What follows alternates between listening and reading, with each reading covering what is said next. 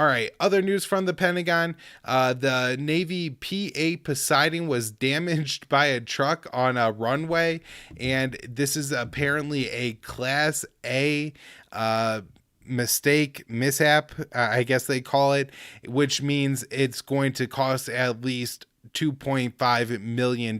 Now, this being a Class A mishap and costing 2.5 million at least suggests to me that this is the highest level one, and 2.5 million could be the absolute bottom, and it could be hundreds of millions. I don't know. These planes are very expensive, and so it could be a very expensive fit overall, and I'm guessing we're not going to get any actual details anytime soon on that. The Air Force wants the new B-21 Raider. This is the long-range bomber that the U.S. is trying to build next. It wants it to be able to operate with a team of 5 unmanned aerial vehicles.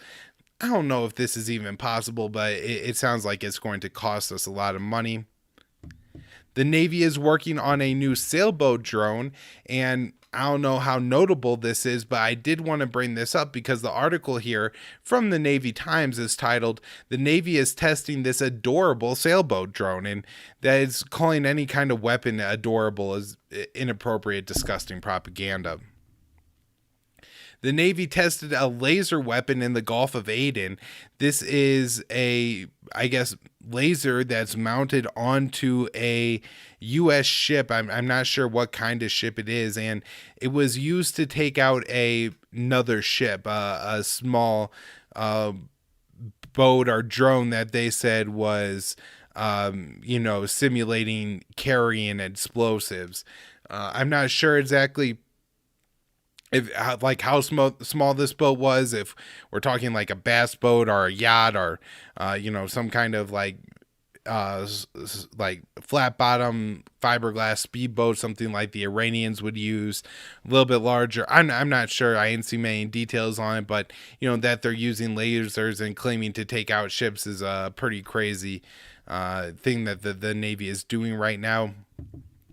I want to update the case of Stu Scheller, who was the Marine who criticized and called for accountabilities of Pentagon leaderships in wake of the Afghan withdrawal. He's now been removed from the military. Any dissident must be removed. If the military was more critical, I guess you would want somebody like this involved who's willing to stand up and publicly call out the leadership and demand, hey, because something really wrong did happen at the end of Afghanistan throughout the entire war, and calling for accountability and for investigations to happen and all that would be huge. But that's not how it works. The military is about conformity, not only in what you wear and things like that, but also in your ideas. And you have to be, dogmatically and devoted to whatever narrative is being put out by the military and the war state at that time.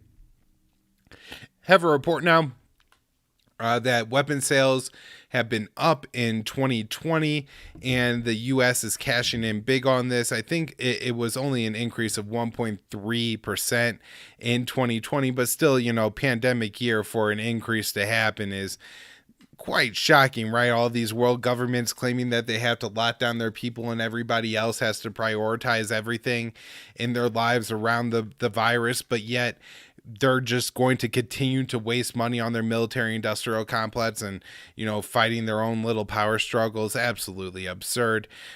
Major U.S. corporations like Lockheed Martin, Raytheon, Northrop Grumman, General Dynamics, and Boeing racked in $180 billion.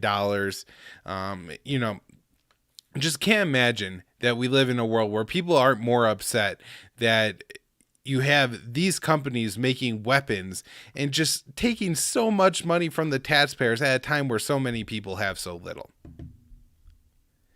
The Army is using TikTok for recruitment. Don't have a lot of details on this. Apparently Marco Rubio was outraged when he found out about this, and so hopefully this gets prevented and not down, but at this time it seems that the Army is using that. So if you have any young children who use TikTok, know that the Army could be, looking to groom and prey on them through that app.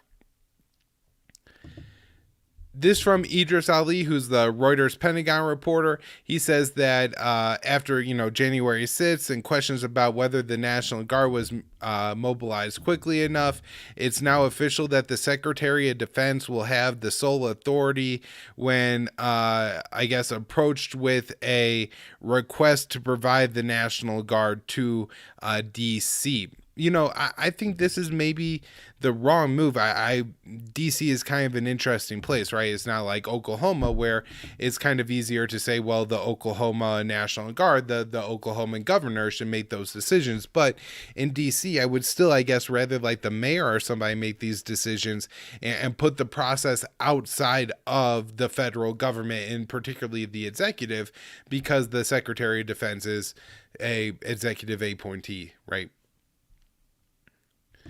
The U.S. sanctioned 3 people in Brazil over affiliations with Al Qaeda. Don't really have any other details on who they are, but kind of interesting that, it's Brazil. This is South America, not the Middle East, and it's an AQ designation. Ann Wright continues her great reporting on what's happening to aquifers in and around Honolulu, Hawaii, where citizens are exposed to jet fuel in their drinking water, contaminated drinking water. So, she's been doing a lot of great writing on this since this summer, and the situation has just continued to seem to get worse. That, the leak happened, it happened far earlier than they said it did, and a lot of the other tanks are at potential for leaking.